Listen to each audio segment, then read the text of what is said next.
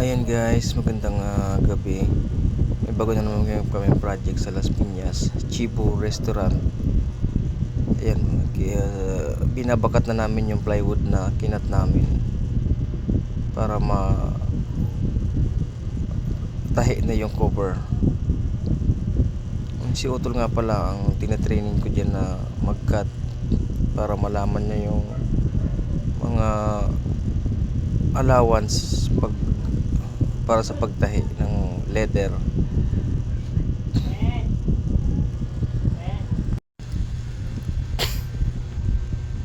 Ayan, tinatahi ko na siya.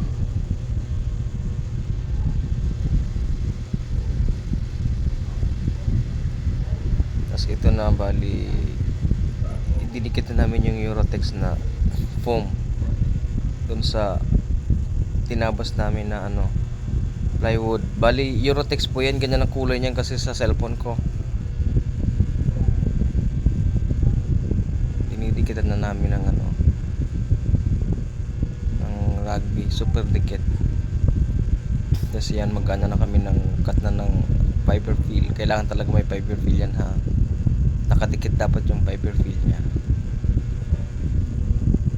Yan na, yung tinahi kong cover, fix na namin.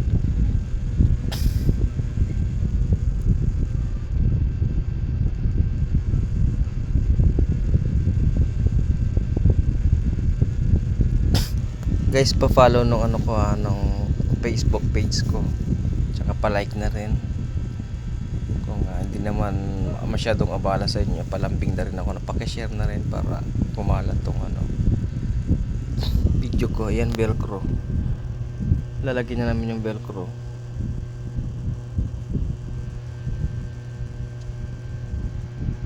Yan. Yung isang part ng velcro, yung asawa ng velcro, doon na namin kinakabit na rin namin sa pinakang frame nya. Bukod kasi dun sa may plywood na nilagyan namin ng cover tsaka foam, may velcro rin yung nilalagay. Tapos ididikit na lang namin yan dyan eh. Ayan.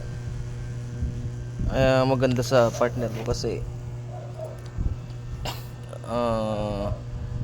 pinakang maganda sa partner ko pagdating sa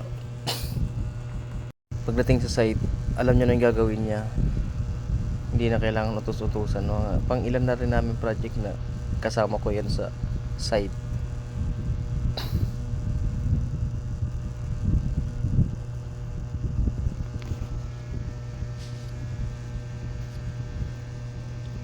Yung dikit na namin yan.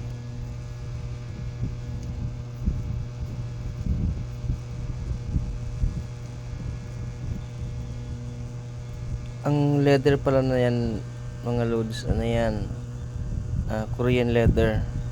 Mas mahal sa German leather. Makapal kasi yan. Parang kasing ng Monte Carlo.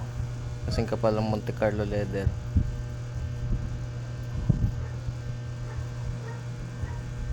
Yan yung velcro. Tapos na namin ikabit yung sa pinakang seat rest or sa upuan. Tapos na namin ikabit sa backrest naman or sa sandala naman. Saglit lang namin yan, natapos namin ikabit. Wala ngang isang oras, mga 35 minutes yata. Tapos uwi na kami.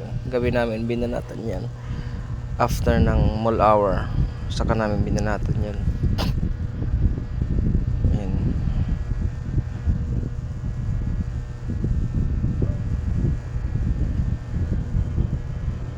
Guys, pasuyo ko guys, sa pakibisita naman ng mga ibang reels ko sa account na yan. Makikita niyo yan. Paki-like na rin, tsaka mga kahit anong comment lang.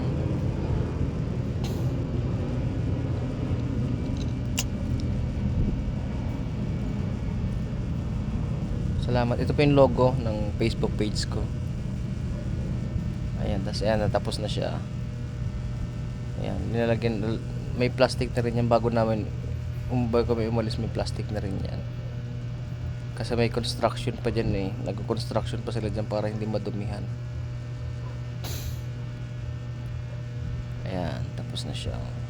Plastic na rin. Salamat guys sa panonood.